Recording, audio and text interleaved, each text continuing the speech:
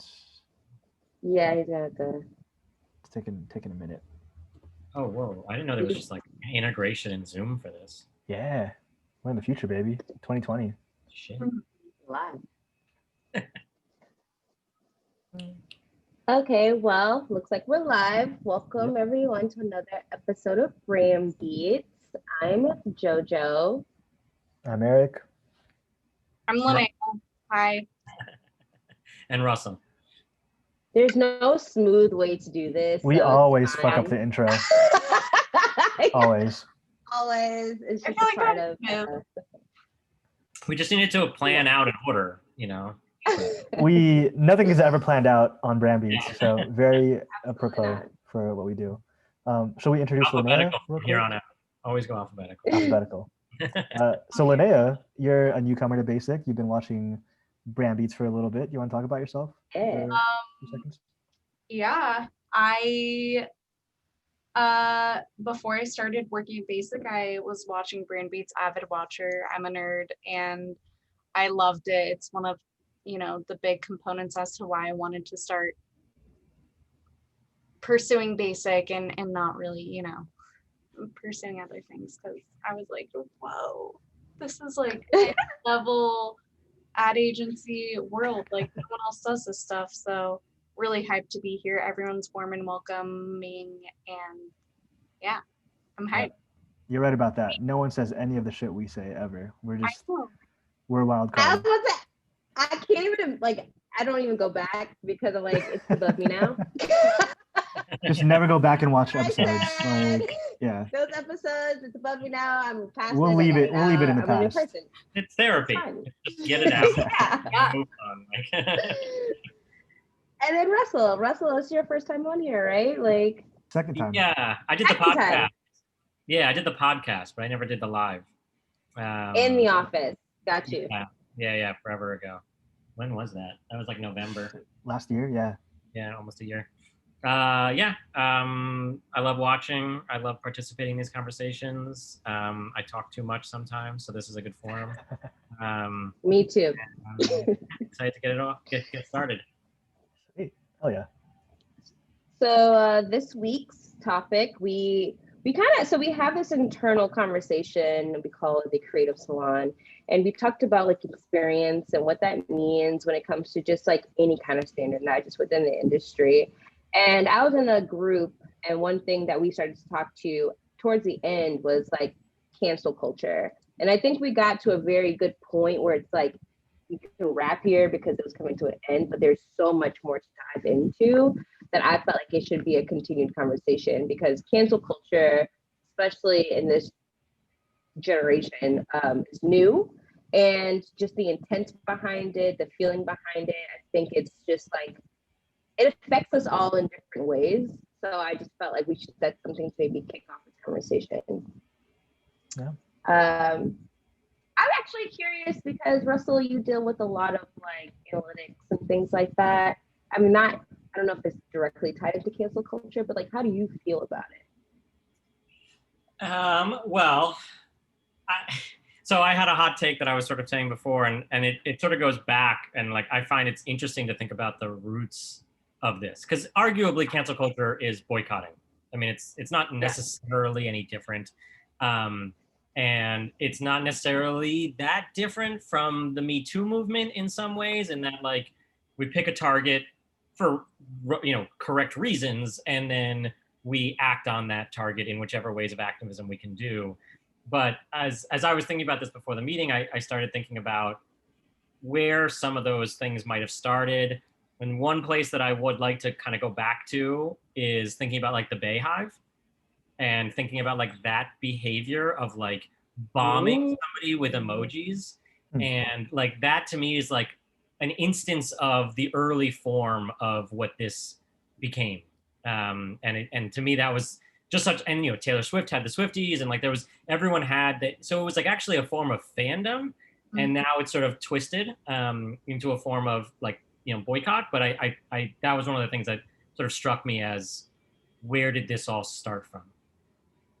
When you say that though, it's just, that struck with me because it's just the internet and like life itself moves so fucking quick that like canceling no one is like actually being canceled. It's just like actually paying more attention to that individual. Yeah. So like I think about like when what you're saying with like the Beehive is like someone says something like not even bad about Beyonce, but just something with the unpopular belief. It's just like you would swarm this person, make them feel like they want to die, and then 3 days later you forget about it. Yeah, totally.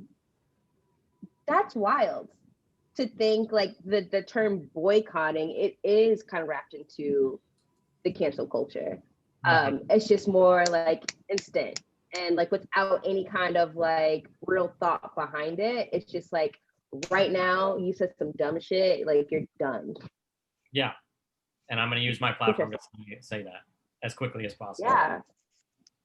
I know it's not supposed to get political, but like Do it. Bernie fans are really I remember this whole like snake emoji thing situation happening.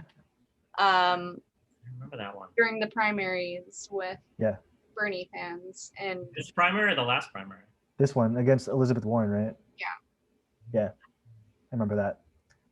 I am a self-proclaimed Bernie fan, and I wasn't one of the people that did that. But I do agree. I mean, to your point, Russell, it seems like cancel culture, however we define it, whether it's like people coming at someone's throat on the internet or whatever, it does seem to stem from this like mob mentality kind of community sort of thing.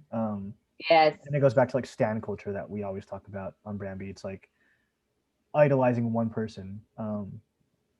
So I don't know. I mean, not really a question, but more of an observation. But it is interesting how these things kind of begin. Yeah, well, so if you like that notion, if I try and take a step further back in time, and this I was gonna say this hot take, but it's just so I have to say it. Say it. Kanye West started it. Kanye West, Taylor Started Swift. it? Kanye was the first cancel culture moment.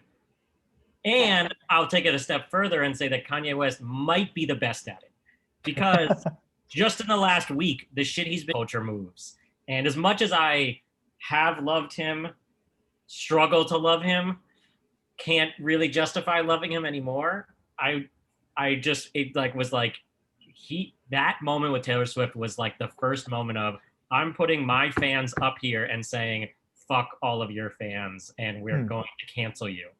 And then you know the rest is obviously and and to your point, Joe, it totally backfired because then her fans like rose up in a new way and it like created a different kind of energy from them and like her career has been arguably massively positively influenced by this, but that moment was the first, and actually if I take it even further back when Kanye tried to do that to George Bush. Yeah, I was gonna say that. I was gonna say that. Yes. Like he's been that guy always. Yes.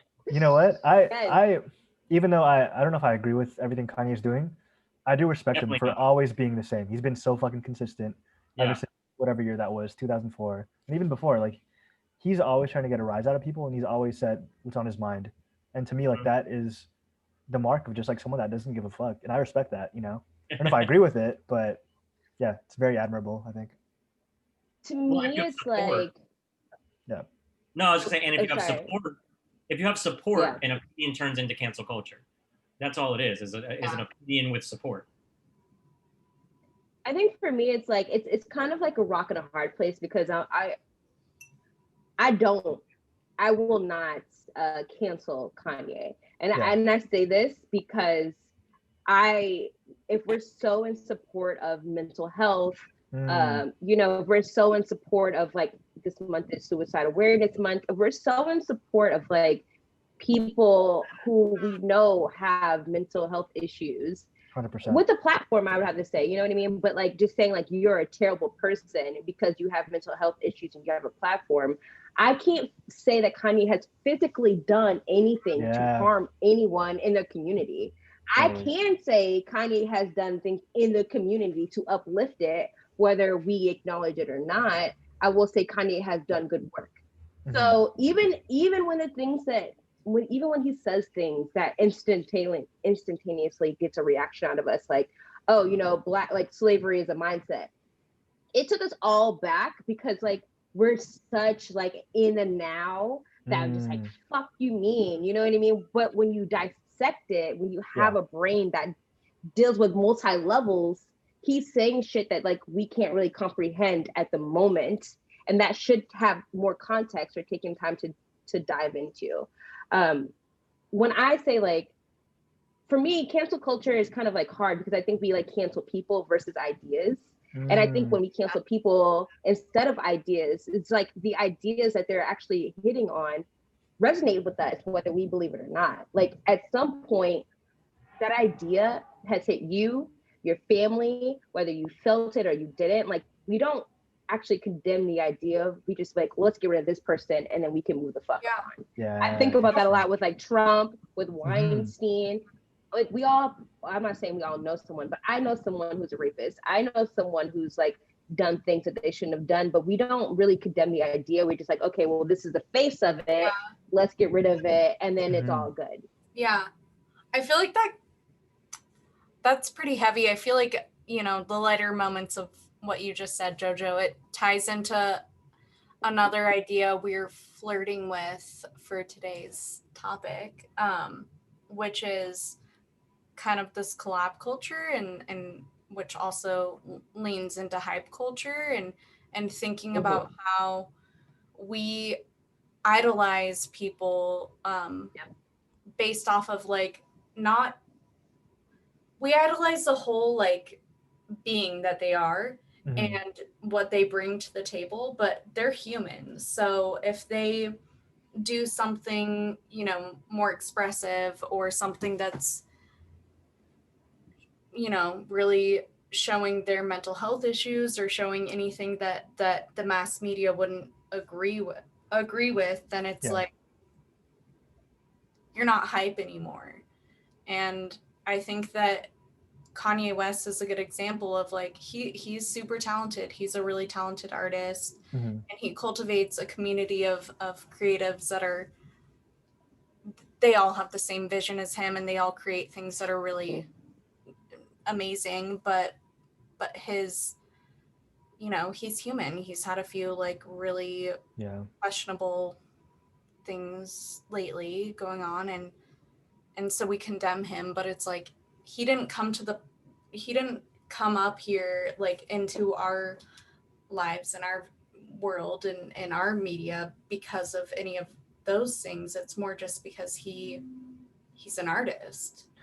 Yeah, that's a good point, Linnea. And that brings to mind for me, like, at what point do we draw the line between the artist and like the things they've done, like outside their art?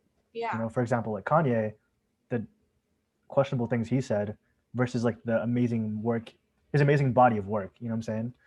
Whereas someone like Michael Jackson, who has done things to like actually hurt people, one of the greatest musicians of all time, but like, can you really condone and like dismiss all of that? Like, I think to me, there's levels to this cancellation culture that we talk about. You know, on one spectrum, it's someone like Kanye who's said things but not really done anything super. It's hard for me to say that he hasn't done anything, but like, I mean, well, yes. Well, so, okay. You know, so to your point, then throw a Chris Brown out as the foil to that comment you're trying to make. Yeah. Yep. He has like physically assaulted somebody in public, broad daylight, and everyone has respect for. Yep. But the thing that's the sneaky thing about Chris Brown is like he's featured on like top 10 hits every other week. He's made so much money. That's true. Without being like a star. That's but so like true. him and Tyga, like they were like featured artists on every top 10 hit from like 2015 to 2019. They just weren't, and like you'd be like, oh, this is a Chris Brown song, and be like, oh shit, well, I've been listening to it for weeks. They just literally stopped naming him. That's a good point. He's on everything, so it's like it's just funny. Yeah, that is kind of weird. Yeah. Like, also, at what point do we cancel these people? And like, what does that even mean, right? Because Weinstein, when all the allegations happened, off the fucking bat, we were like, all right, fuck this guy, he's going to prison, you know? Whereas Chris Brown, who's also fucking engaged in sexual assault, he's still making music, he's still out there. So like, yeah, I don't know, it's just weird. Well, Weinstein was like 25 years in the game of getting a true, chart. True, yeah. It was just like it finally like cut the right person, like, or the right judge or whatever. But like, you know, he'd been accused for decades. Well, it again then goes back to that point of this cancel culture is kind of on a spectrum, right? Mm. You have these like light offenders like Kanye West, and at the end of the other end, it's like Weinstein, Chris Brown, etc. So I just think it's kind of interesting that these people are all kind of like looped in the same group, when in reality, the things they've done are drastically different. You know? Mm-hmm. Well, and to JoJo's point, like the actual person that they are doesn't always seem to matter. Like, I don't know, like the Jimmy Fallon one in the last week or so. Yeah.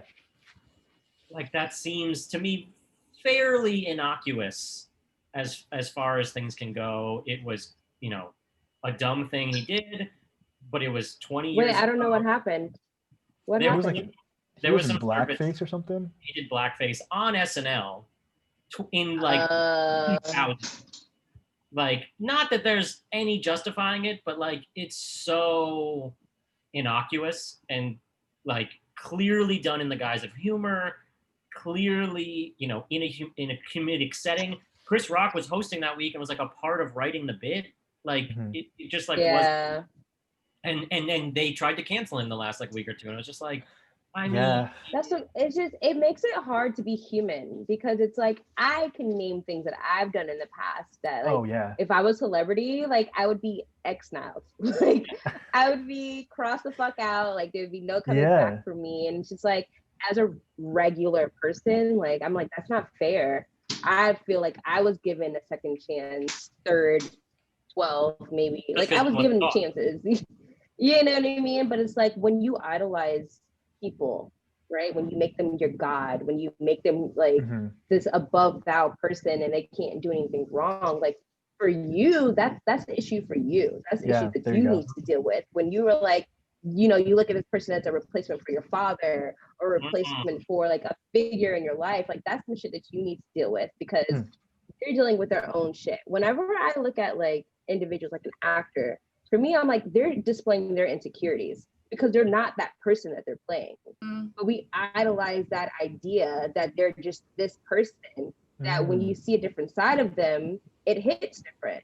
You know what I mean? It's just like, oh, well, then this person is not who I thought he was. This person who's like a person that was literally written for him, a song that was written for him, a script that was written for him. That's not him. That's so interesting. You know what I mean?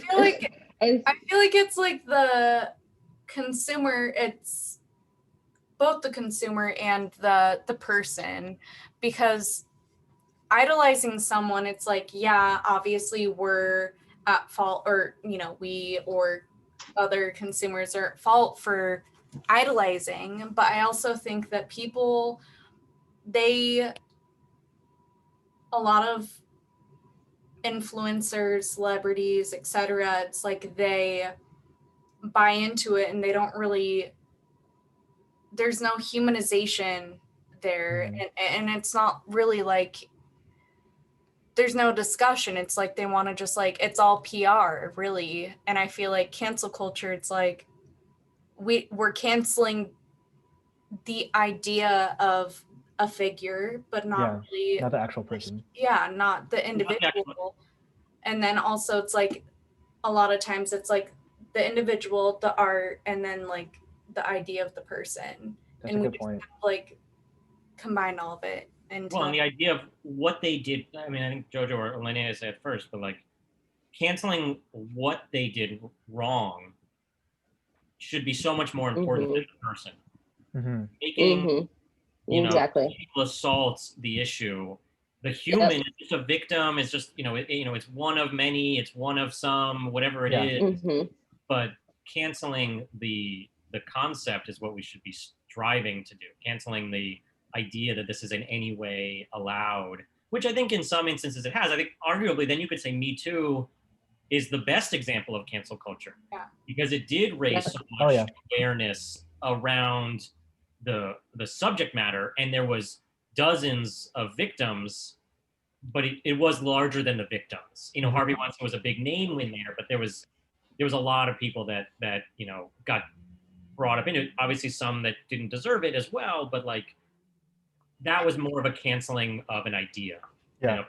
I think that also play with the like idolizing thing. Like people are afraid because they know this one person's idolized. They're afraid to call it the individual for their actions, and we really need to individualize.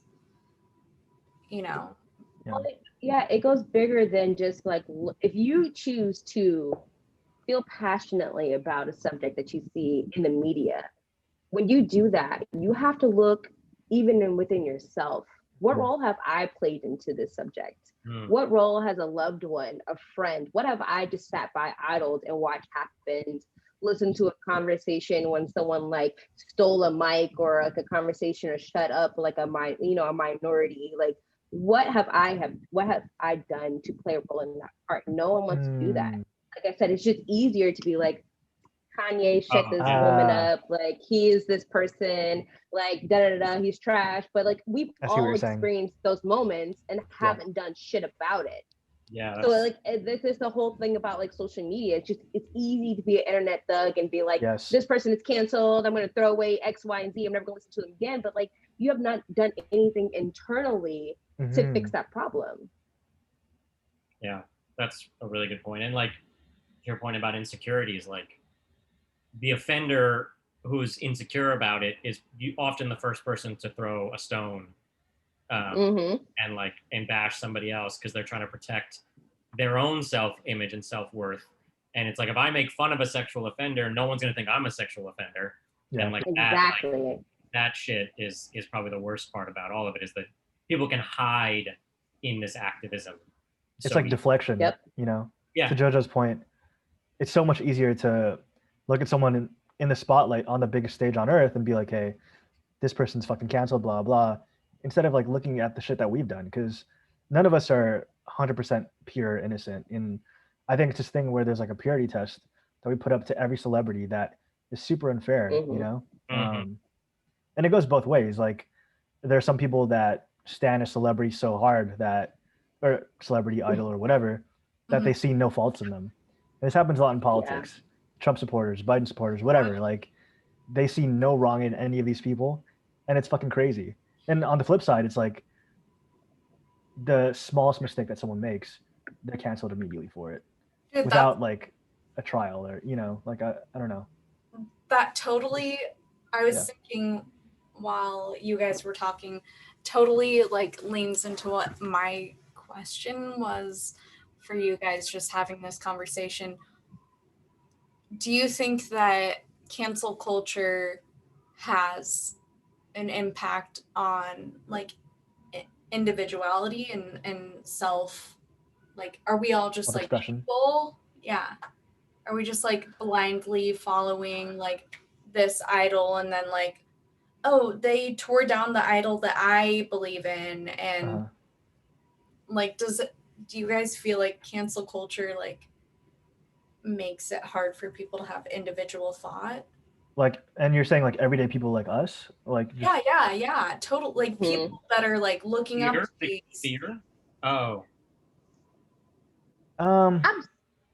Yes.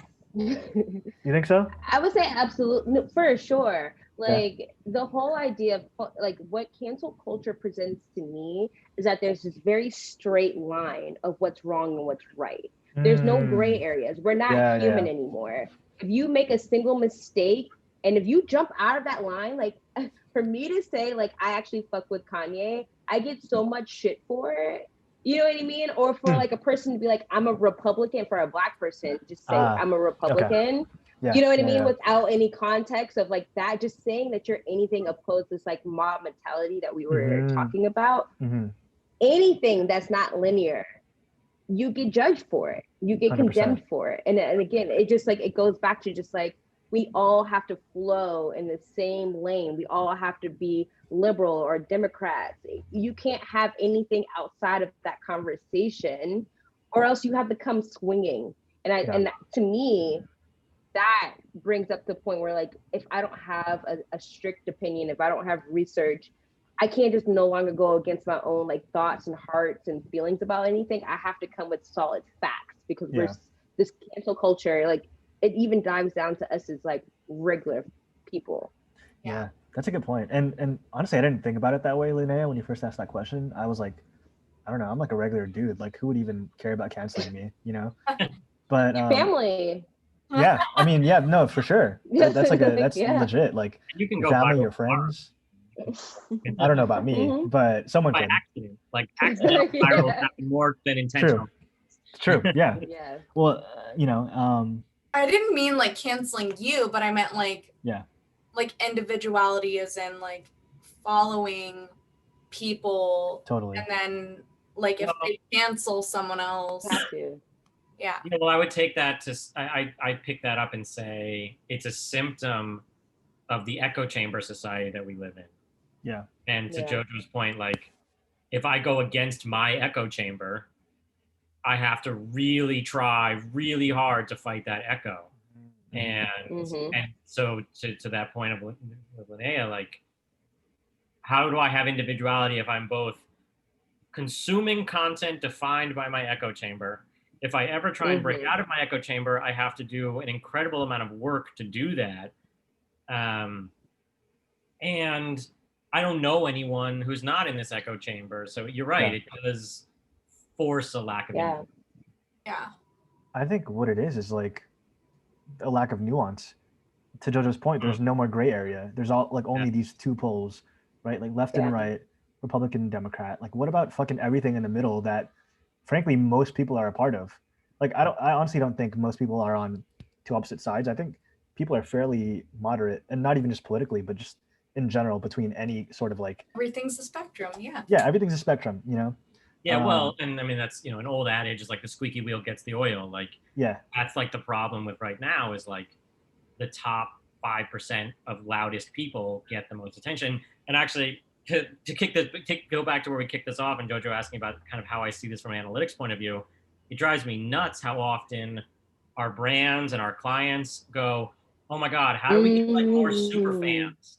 And like, who gives a shit? That's 2% of your audience who's making up like 1% of your revenue. Why don't you care about like getting new fans? Because new fans making one purchase is more important than your super fans buying their 40th fucking thing. Like it's so and then I even read some research the other day about how super fans are also the biggest returners of items. So even if they're buying 12 things and like, so when we're looking at analytics, like we're like, oh my God, people who bought more than 10 things, let's see what they do and follow that train of thought. But they don't point out that like they bought 12 things and they returned 9 of them. Yeah. And just on the shipping alone, we actually are losing money on that person, even though it feels like we couldn't possibly because they bought 12 things from us. So like, I don't know, I took that way left all of a sudden, but like it's so crazy how much in so many ways we are driven by the actions of upper echelon of loud people. And with social and digital, it's even easier to see those people and think that they matter and that they're worthy of our attention, but we lose the attention of everyone else, which is most people. So one thing we talked about yesterday, it's kind of two parts, but we can flow into the other one later. Was like the Kardashians owning Good American. And so with the agency that I came from, I know the person, one of the co-owners of Good American. And we talked about like wanting to see ourselves represented, seeing different bodies, going through this experience of like shopping. And like with Good American, there's different like tiers. Like, do you want to see yourself in a size 8? Do you want to see yourself as like a size 12? Do you want to see yourself like that whole thing is like, it actually made me really excited to shop the site. But then to think about like, what's being exuded is like, this is a Kardashian brand, which is not, but it is. And it's like, all right, for me, it's like, to me, like I personally feels like it plays on the Kardashians' insecurities. And so I don't take it personally that way. But when they have single-handedly built this culture that brings down the confidence of young women to then one be like, I'm gonna go to a site to see myself as a size 12, like, that's an internal conflict. And that's not even an internal conflict for the young kids, it's for them. And it's for as middle-aged person that's just like, I just want to fucking fit into some goddamn jeans. Yeah. Like I think fostering body dysmorphia. That's just like selling body dysmorphia.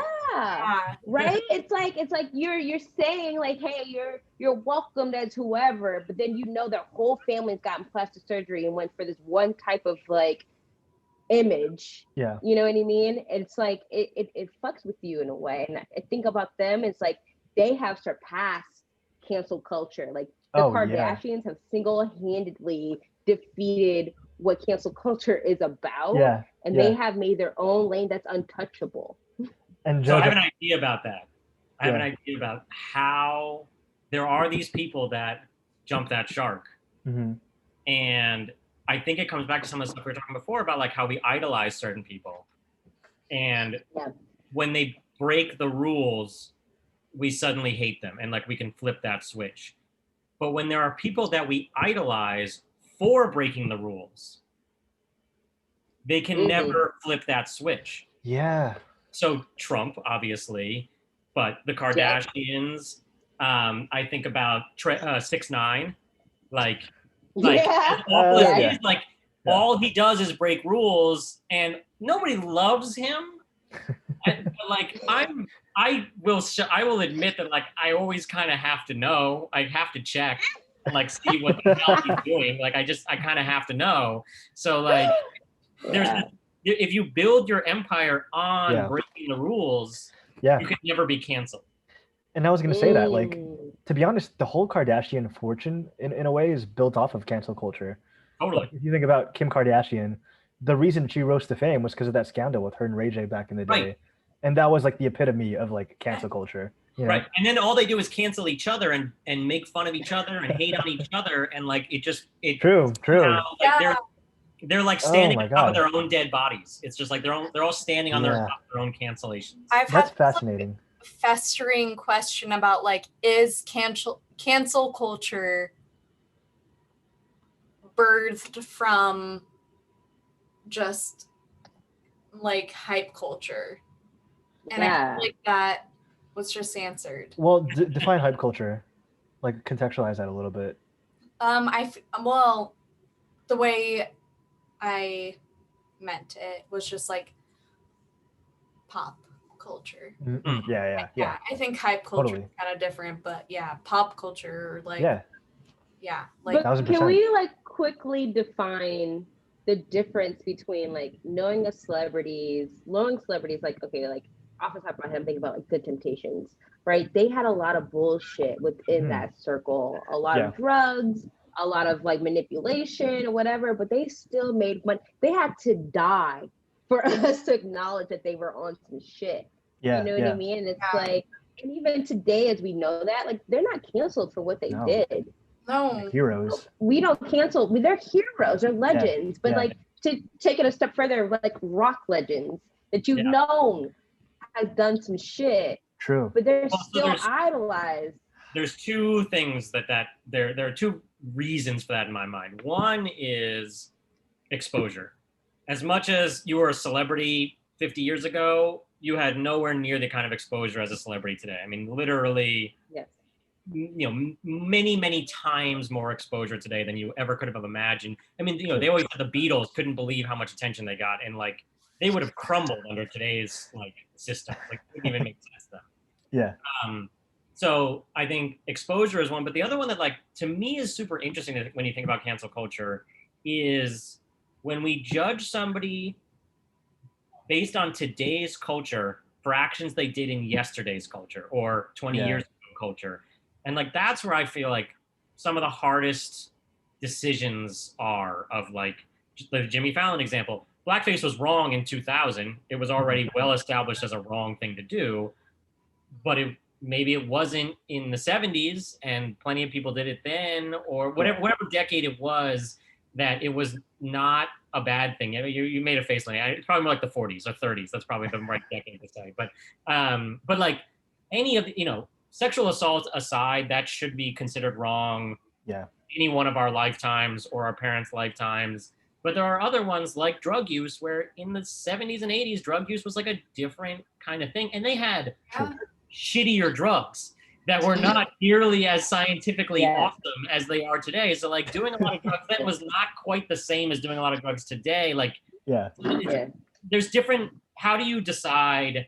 How far back do we go to decide that moment that rule you broke was in what we consider the cultural norm of today? That's the thing. I think like cancel culture, it's not looking at the individual. It's not looking at their whole story. It's looking at them as a whole.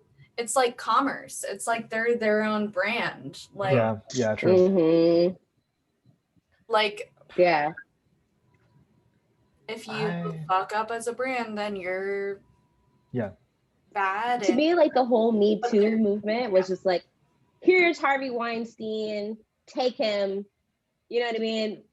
Fuck everything else. Just do what you will as this guy. Like, let's not look at the mirrors. Let's like, oh, Bill Cosby too. We're just gonna throw Bill Cosby in there too. Like, here's these guys. Fuck everything else. Everything else is fixed because he's in jail. He's gonna rot in jail. Let's not talk about the industry itself, what we're doing to kids. You know what I mean? Like, let's just, you take those guys and like problem solve. Right. It's just like, you know, we talk about pedophilia. We talk about like we look at child celebrities, Britney Spears, for instance. You know what I mean? Someone who has been introduced to industry way too fucking young. Drew Barrymore, like all these kids with whatever they fucking want, drugs, sex, whatever, and then they grow up to be fucked up, and we just make fun of them as individuals versus like attacking the situation at hand. Well, but Drew Barrymore has a talk show now, and Britney Spears is still under like family arrest. Yeah, free Britney, follow Diet Prada. Which I didn't realize until like last week or whatever that Britney Spears, I thought it was always her dad was the problem, but it turns out like her sister is also like part of the problem of like keeping her under lock and key, which I did not know. What? No. His dad gave full custody to his sister, full custody of Britney Spears to his sister. Yeah, Jamie Lynn now owns all Britney Spears. What? Which actually made me think differently about the situation. I was like, man, if Jamie Lynn is still like, yo, you need to check yourself, and it feels like, dude, no. I feel like they just look at her as like a profitable. I think that's a huge part of cancel culture. Is like we look at people as a commodity. Yeah. Full circle. Yeah. Holy shit. Yeah. Because like we all like made fun of her until we just like, oh, she's fucked up. Like it literally mental took us years to realize like actually she's not crazy. Like she's not being this goofy person because she wants to be. Like she's actually fucked up. And we're the reason why she's fucked up. She's literally not allowed to like sing. Right. That's wild to me that like to JoJo's point about mental health, we can cancel someone for having mental health issues. And like and you know, vilify them, ridicule them, like obviously in retrospect, like hindsight is 2020, but looking back now, I'm like, God damn, that is fucking savage. Like why as society, you know, we outcast this person for something that they had no control over, you know, I don't know. So a weird gray area there that like that makes me think about is like mental health, you know, things you're born with or things that happen through your, you know, early development years that gave you those issues is like not so much of a gray area. An area that for me that's kind of gray is addiction. And like sometimes drug addicts are allowed to like get away with it. The one that I think is like the weirdest one is like sex addicts.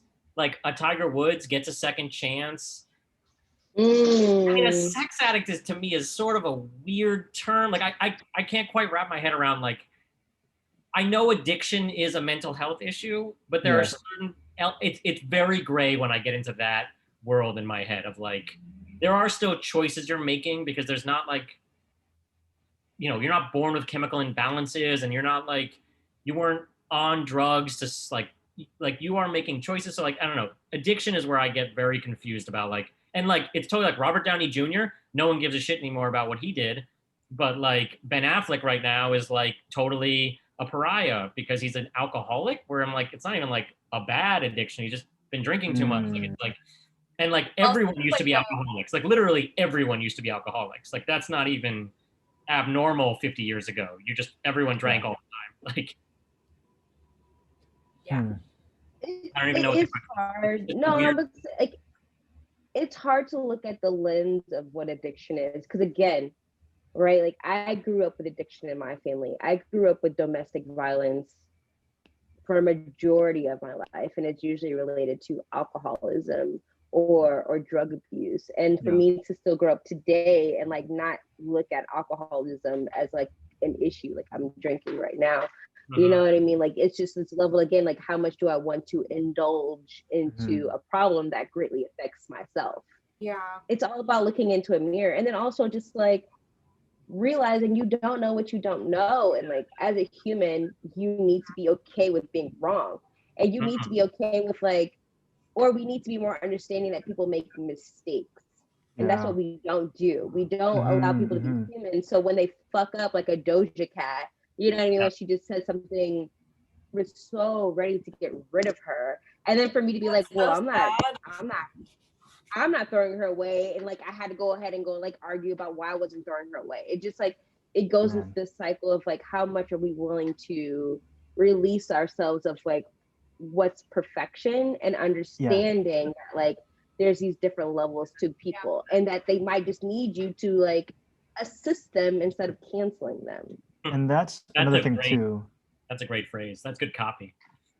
Cancel culture, assistance culture. We need to bring assistance culture. Yeah. No, I think like, what's up, Linnea? I feel like you were gonna say something good. Oh, I mean, I don't know if it was good. I'm just an observation. I just saw your face the whole time. You were like, I was ready to unload. What was I gonna say?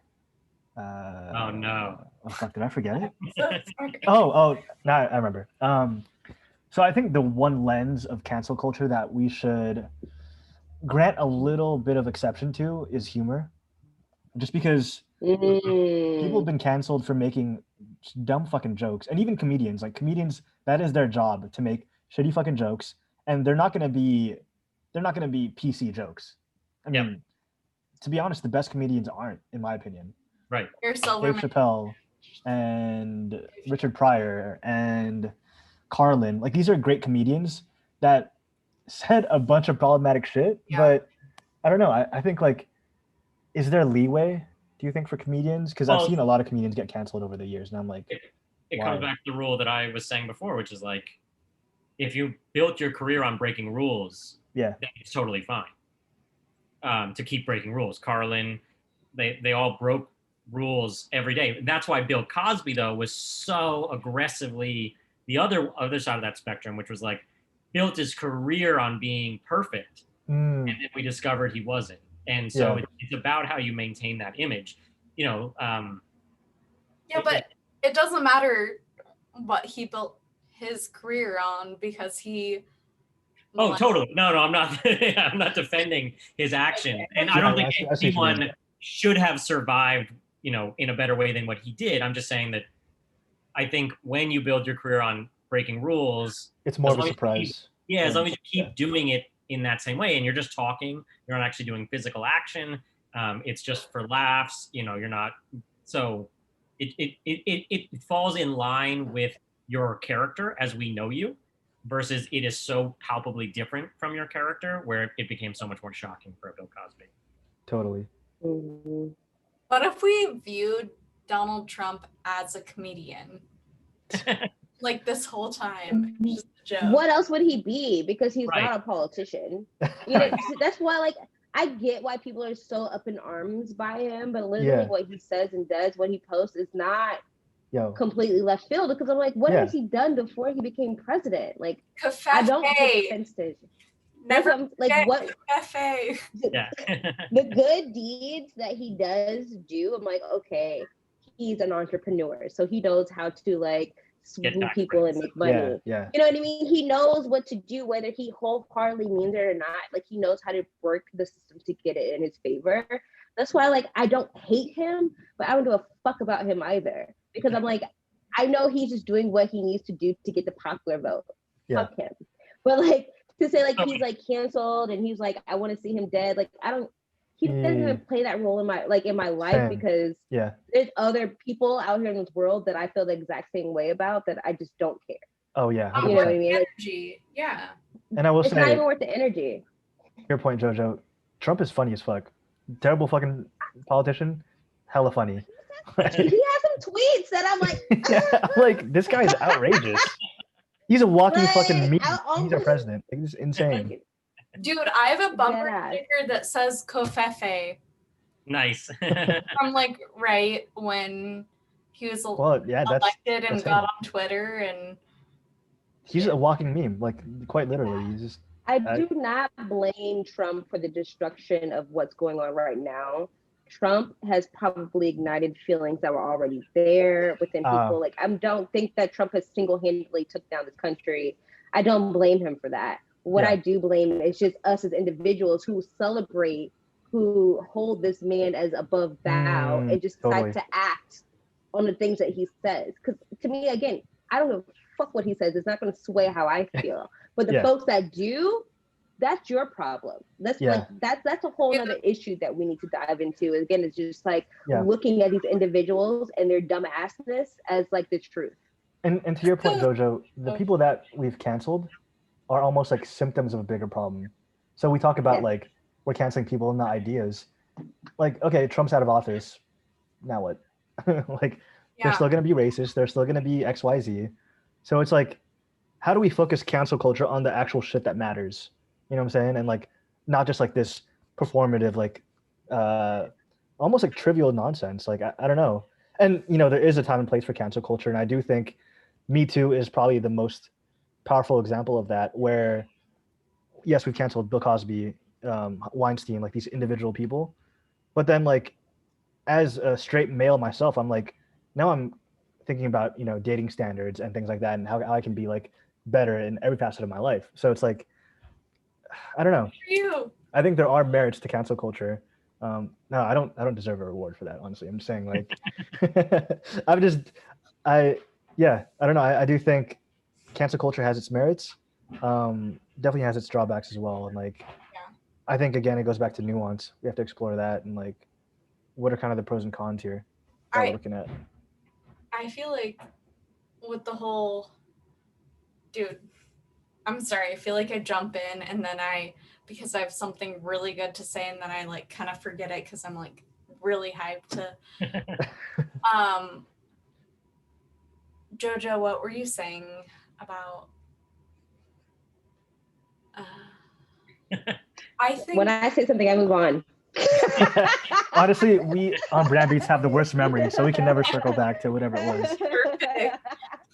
These are all fleeting observations. Yeah, I feel like cancel culture and like, dude, it was so there. It's coming back. Next person. All right. I mean, maybe this is not what you want, but I was thinking about how to sort of change this conversation and think about.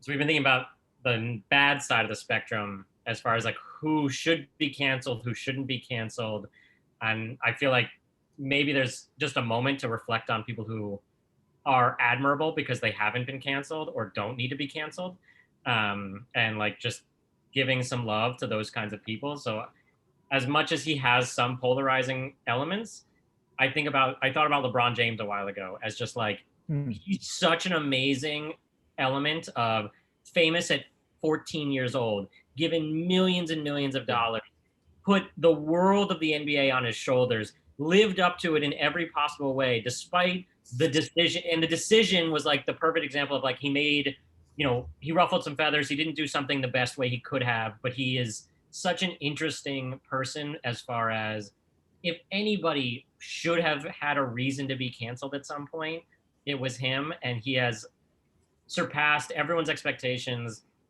been, you know, a amazing human in society. I mean, he started more foundations, done more for basketball players and more for Black culture and more for, you know, almost anyone you can think of in that kind of spotlight. And so he's someone that, as much as some people don't love him, like, he deserves praise for the fact that, you know, people compare him to Michael Jordan for his career. Michael Jordan didn't do nearly the kinds of things that LeBron did for the community. Like he and like he is a really admirable person for all of those things. And so if anyone else has other people that are just like worth admiring, I think let's just spend a moment there after so much sort of we were canceling in our cancel culture conversation. But it is interesting though, talking about LeBron James, who I think is like fucking nearly a perfect human. Like, right. And he's a philanthropist, he's an athlete, like things like that. He's a great role model. Great people father, look at these people, family man. great father, everything. Yeah. People look at people like LeBron and try to find that thing to cancel him over. Yeah. There's that thing about China, I think a couple years ago, that he was like supporting Hong Kong or some weird shit. Right, he was. Which obviously is terrible. Yeah. But again, we can't judge people based on one thing. You have to look at the whole scope, and as no one's perfect, and I think that's the takeaway here is like none of us are perfect, whether we're celebrities or just everyday people like us walking around. Like, yeah. Sorry, go ahead. No, I just said yeah. Did you have? You go. No, I was just thinking like, sorry, I'm actually having a side conversation. But when we were talking about the difference between like dumb jokes and like, comedic relief, I think a lot about how these individuals usually talk about their pain and find humor in it, or we find humor in our pain. And the difference is with that is like you're addressing something that, or you acknowledge something that has like deeply affected you. You know what I mean? Whether it's like you grew up around drugs, violence, or you grew up around abuse, or you grew up around like, super alpha males that just, never really acknowledge women, whatever the case may be. And it's like when you have these conversations, you're literally bringing up a conversation. It might be a joke, but it's a conversation. I think what happened before was that people would just laugh about it, be like, ha ha ha, that was my pain. I feel the same sentiment, but never grew from it. So when you bring up, and that's the difference between like what's going on back then and what's going on now, is like I'll watch Eddie Murphy, for instance. I'll watch an Eddie Murphy stand up and I will laugh at it because I can like resonate with it. But then if you can have key takeaways that you can discuss, you know what I mean? Without being like, okay, this person is canceled for the shit that he said in the 90s and the 80s that was like okay then. You know what I mean? Like if you can have that conversation now, I'm like, okay, well, like if you're saying that know that you're gonna have some kind of reprimandation, like be reprimanded from it, but you grow from it. And I think that's the difference for me, and especially when I listen to like stand-up comedy and stuff like that. There's always shit that's really fucked up that I've seen or dealt with, but I've also internally have had a conversation about it. And so I don't, just going off of what you said about the whole canceling, like there's a thing about like bringing up issues that are just so sensitive that you feel like you can't talk about, but like how else the fuck are you going to talk about things that happened to you as a kid if you can't find some kind of comic relief to move past it? Well, and like every comedian will say that like comedy is usually like there's the old adage of like, what is it, like 28 years until something becomes funny. And like 28 years after any like horrible thing happens, we can now make jokes about it.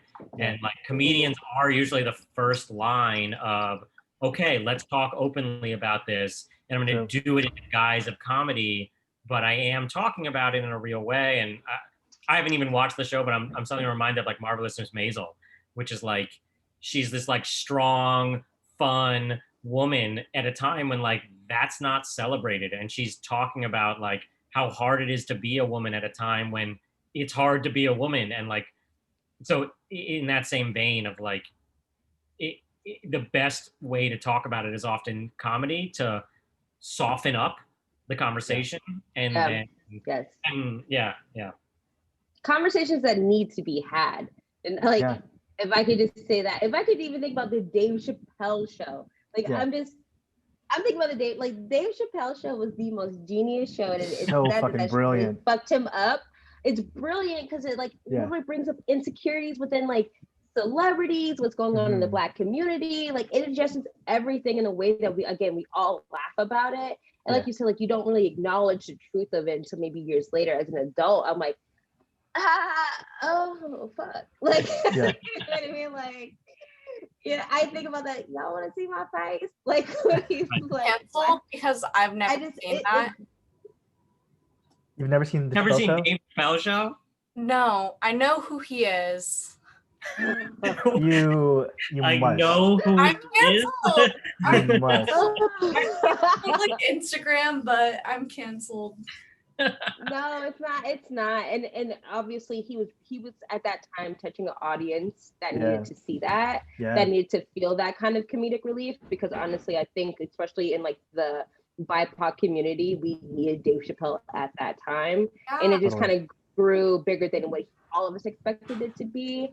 But the conversations again had out of those things that what we would necessarily cancel him for now are just conversations. You know what I mean? Like you Yeah. can literally just watch an episode and just be like, actually that happened to me, and then Yeah. you can go on a tangent of like how fucked up it was, but also holding him accountable, which I don't think that he does not do within himself. Totally. Even in his latest stand-up his stand-up, he talks a lot about racial issues that he didn't have the platform to talk about then. You know, it's like it's this level of growth, and I would just wish instead of just be like, this person is fucked up in the head, this person talked too way or related way too much to me, like fuck him. What about that person's growth? What can I do to maybe affect the change in him to help him understand what he's doing is wrong? No And, doubt. you know, like when we talk about people who build off of the cancel culture, it's because they don't give a fuck. They build up this wall, like you can't penetrate them. So even if I wanted to reach out to a Kardashian, there's nothing I can say to her to make her feel any different. No. Because Unless she already like about makeup. Yeah, but even then, you can't tell the Kardashians anything unless it's gonna make her some money. You can't tell her shit. Like you could be a girl and be like, "Hi." Yeah. There just needs to be like learning, like takeaway pieces. I think instead of canceling, there always needs to be takeaways. That's an interesting point about Dave Chappelle. Sorry, Eric, I'll just say this. No, go for it. Go for it. Yeah. I keep thinking about how with Dave Chappelle there was that takeaway, and just for like frame of reference and trying to think of metaphors, I think about Key and Peele, which is also really, really funny, and I love them. Yeah. But there wasn't like takeaways from that the same way there was from Dave Chappelle. Like those were just like funny bits. I see what you're saying. You know, and there was just like that's a funny scenario, and there wasn't enough truth to it, you know, in the saying of like every joke is like or 50% truth. Like Key and Peele was just joke, and Dave Chappelle was truly like 50-50 on joke and truth.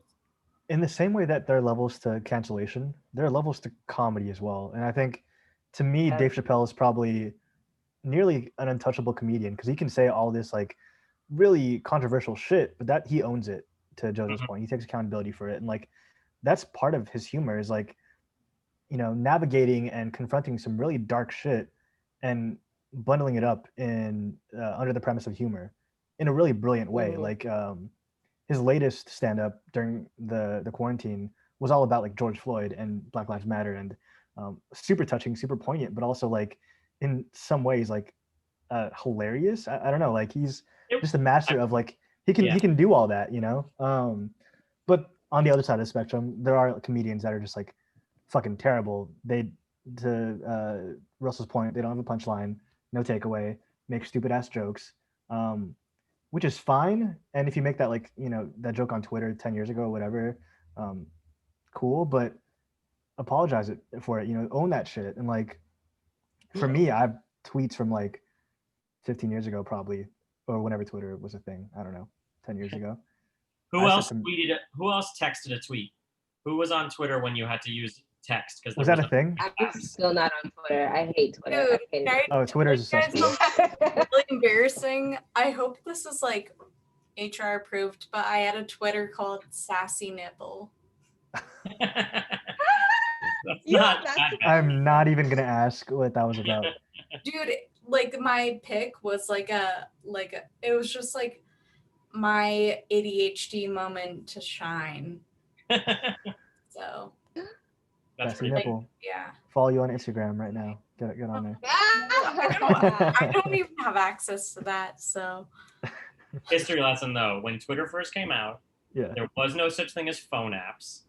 We were still on T9, and so you texted your tweets to this phone number, which I believe was 646464 or something like that. Oh my gosh. And if you set alerts for certain people, and if they tweeted, you got their tweet texted to you. Oh, weird. Yeah, that's how Twitter was like really in damn shit. Well, I mean, and people that were tweeting back then said some fucking dumb shit. Like, a lot of NBA athletes, people will dig up their tweets from like 10 years ago, 15 years ago, when they're like 15 years old, when they said some dumb shit, and they're like, hey, but we can't judge people based on what they did, however long ago, 15 years ago, 10 years ago, 5 years ago, or whatever. Well, and in the guise of comedy or the guise of I'm just being a jerk because I feel like being a jerk right now. Like even that, like we're allowed to have a bad moment or totally. To JoJo's point, there's action versus words.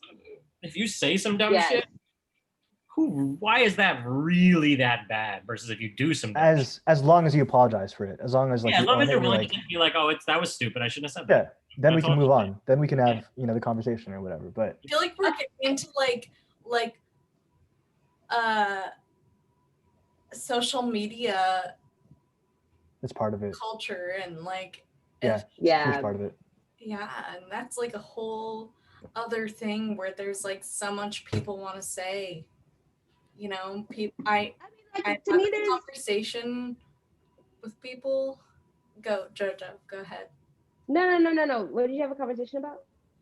Just like the whole like people getting fired. Like, for example, I had a whole convo with some people about when that woman who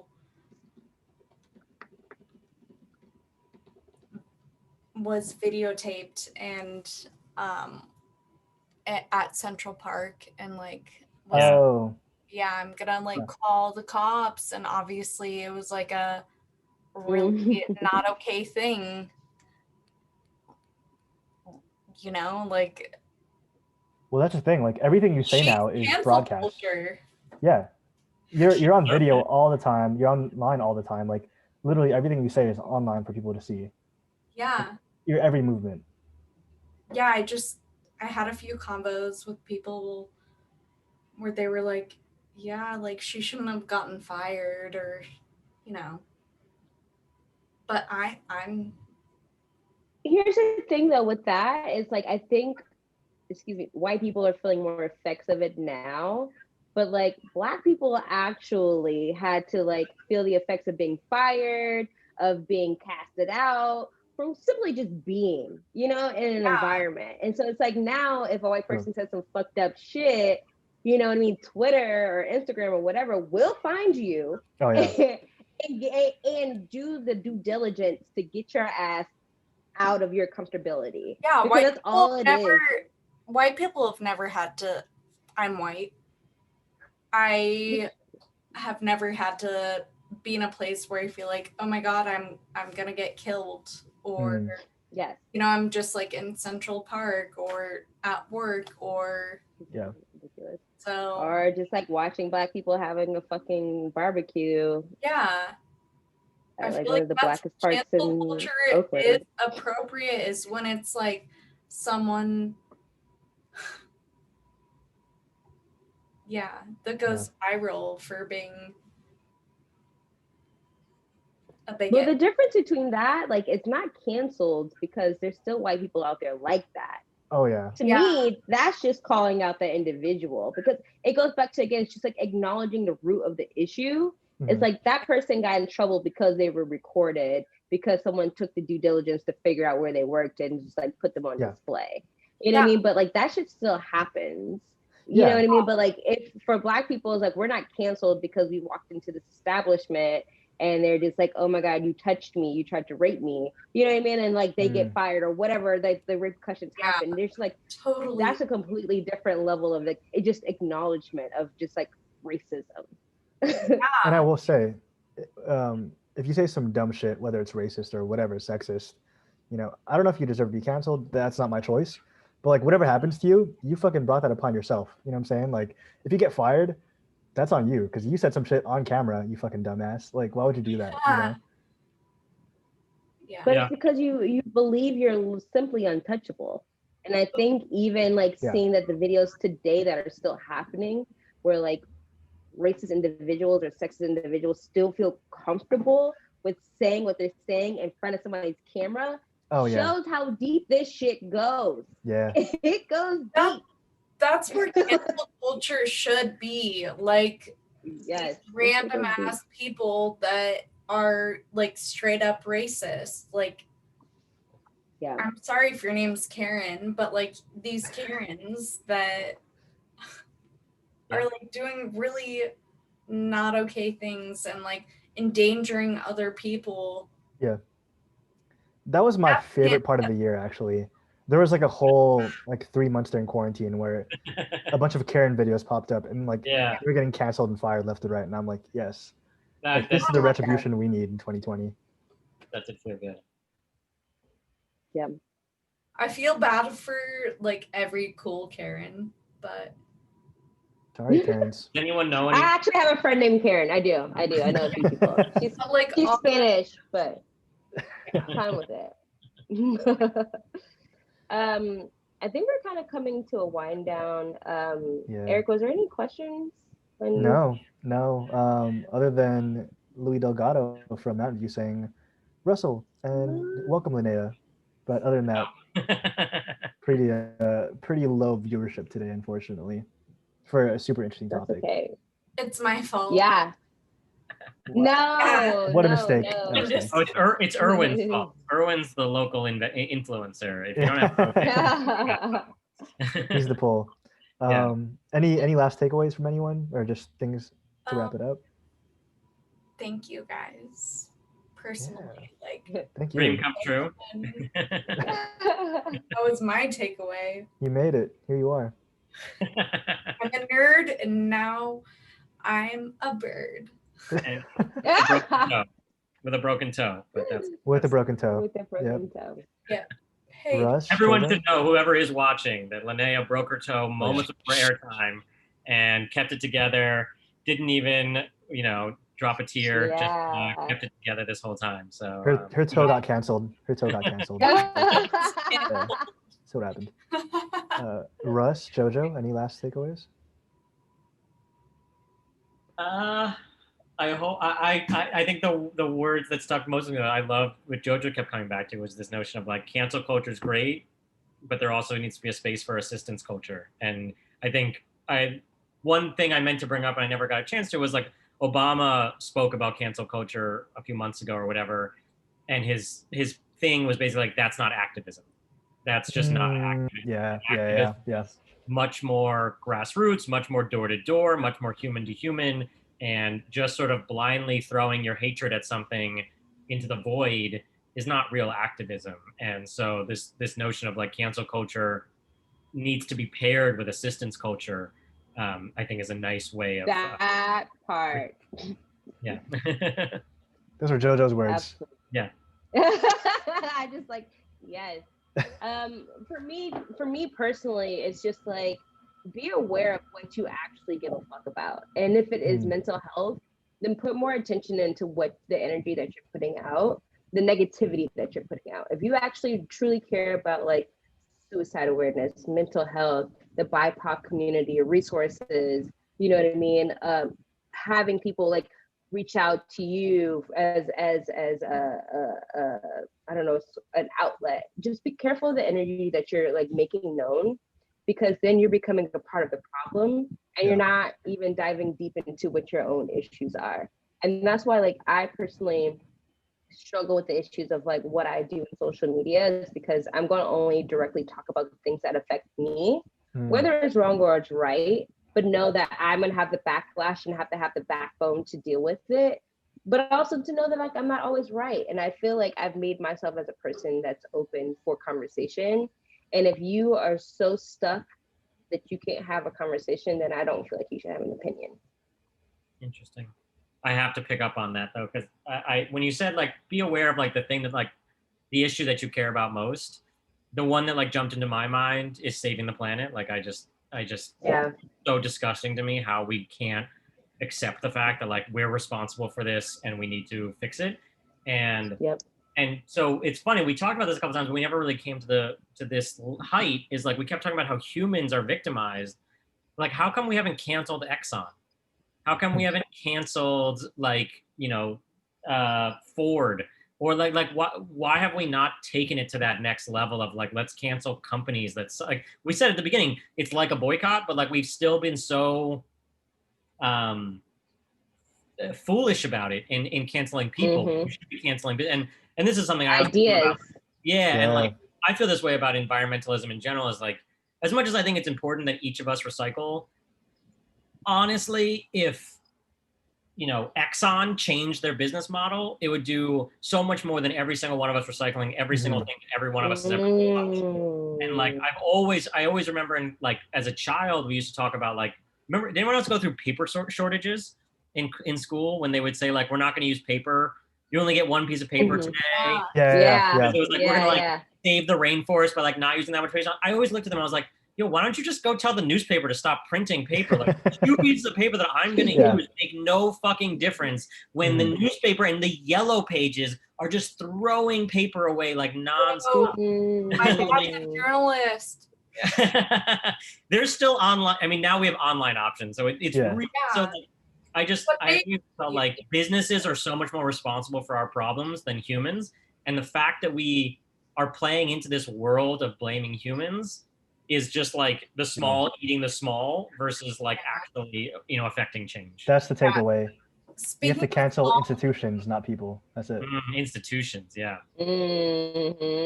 Speaking of small eating small, it's Amazon. It's not it's not the newspapers. It's never been. Just so you know. Yeah. Yeah, they're like not the client, but no big deal. They're the ones like giving us the news, and before digital era. Yeah. Bro, we need that shit.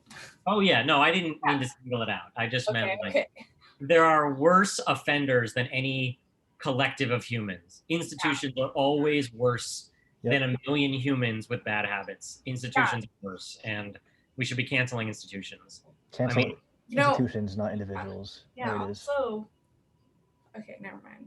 But I'm just gonna say real quick. Like, speaking of environment, digital cloud-based stuff really bad for the environment. It has negativity, absolutely. Yeah, very. Yeah, I know that. Yeah. Gotta look that up.